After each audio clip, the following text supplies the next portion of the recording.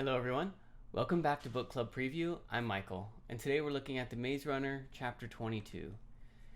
Now, whew, after Thomas cries, for good 20, 30 minutes, and just starts breathing for a while, he starts to think a little bit. He looks at Minho, and Minho's really not, he just has a really blank face. And Thomas starts to wonder about the edge and how that worked. Like, why didn't they see the grievers fall off the edge? And he's like, man, it might be some kind of illusion. But Albie, or not Albie, Minho grabs a rock and he throws it over, and you can kind of see the rock fall down. It's like, no, it's not.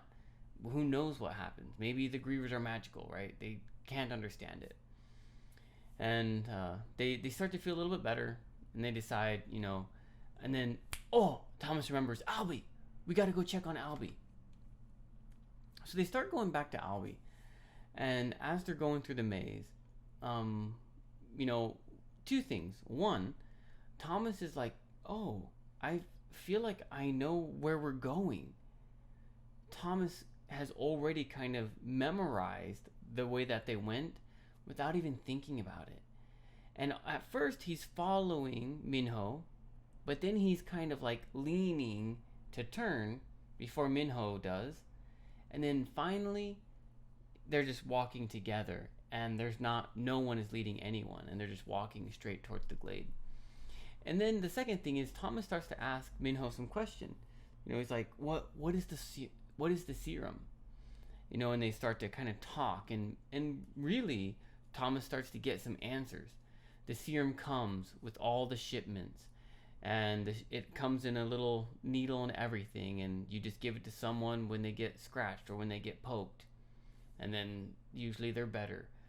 They start talking about how, man, usually people die at night. We're the first ones that never died, and we're going back. And so they're just kind of talking, and Thomas is actually getting some answers, which is kind of cool.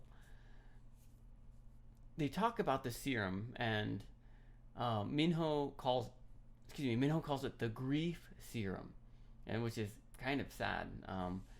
And he just kind of explains, how, once you do it, it kind of starts the changing process. And when Thomas hears this changing, oh man, maybe he's remembering Ben, or the picture, that image of Ben with all the blue lines through his body. But he just kind of doesn't feel good about this idea of changing. It kind of scares him. And then they kind of talk about how, sometimes people don't make it back to get the serum, but they usually just find them dead. Well, they finally get to Albie, and when they turn that last corner, there's some movement. They think, oh man, maybe a griever got him, but it's actually the other gladers. And there's Newt, and there's a whole group of them, and they're kind of like looking around and seeing if anyone had like come back dead or something. And then they see Thomas and Minho. They're like, what? And everyone's so excited. And then Thomas just looks up, and he's like, Albie. And they look up there, and they're like, Albie, he might be alive. And Thomas wants to wait to see if Minho's alive too. But Newt is like, you guys get back to the bunk, get some food, get some rest, get some bandages. You look terrible. When you wake up, let's talk about what happened. And Thomas wants to wait, but Minho just kind of pulls him. So he pulls him over to the homestead, and they go to sleep.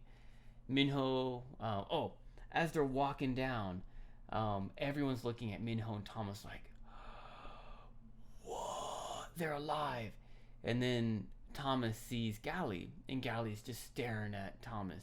And then Thomas just looks straight at his eyes, and they're just walking, looking straight in each other's eyes, until finally Gally looks away, and Thomas is like, oh yeah, that feels good. And he just keeps walking into the homestead. They go to sleep. Thomas can't sleep very well.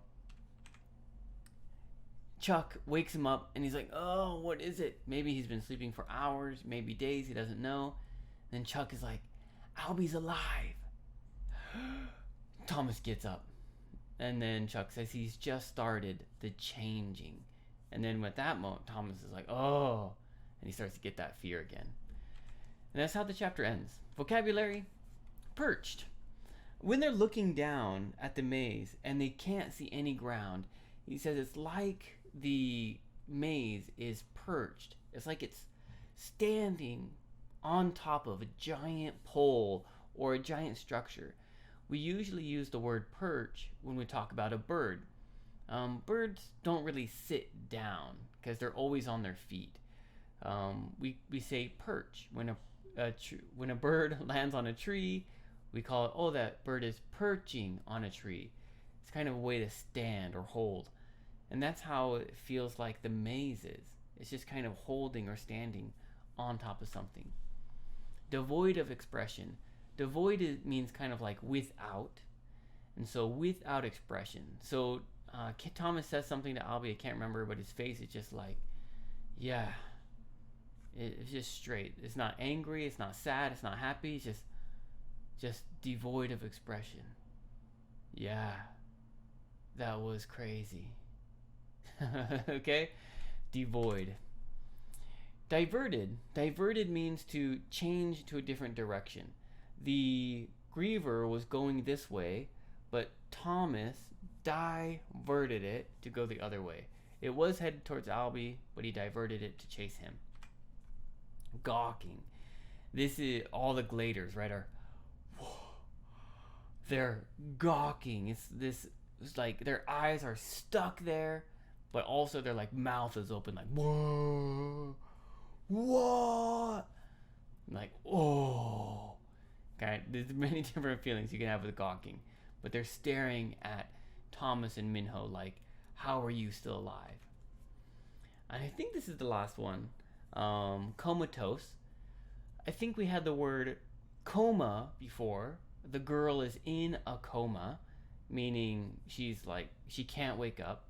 Comatose means someone that is who can't wake up. You can see coma is in that word comatose. So that's just another way to describe someone. The comatose girl. The girl in a coma. Right? Different way to describe it and use it in a sentence. This is the last one, grogginess. And I think we've had this before. And that's that feeling like you're just waking up and you can't really, where am I? Oh, what day is it? Can I go back to sleep? Groggy. And of course, Thomas feels groggy when Chuck wakes him up. My discussion question for you is, would you have stayed to see if Albie was alive? Right? Thomas obviously wanted to stay. But imagine running all night pretty much, right? Since the door closed to when it came open, Thomas was doing the vines, swinging on the vines, running in the maze, running out of the maze, tricking the grievers. That was like all night. Would you want to stay and see Albie come down from the vines, see if he's still alive? Or would you just be like, boom, I'm dead. Someone carry me to the homestead and let me sleep for 3 days. Wow. What would you do and why? Of course, make your own discussion question. That's all the time that we have for today. Thank you so much for joining me for this episode of Book Club Preview. I'll see you soon. Bye-bye. Hey, if you have any questions about the video today, please feel free to leave a comment in the comment section. If you had any other vocabulary words that you wanted to know what they meant, let me know. And also, if you're interested in maybe joining one of these book clubs, please leave a comment and I'll get back to you. Thank you so much for watching. Bye-bye.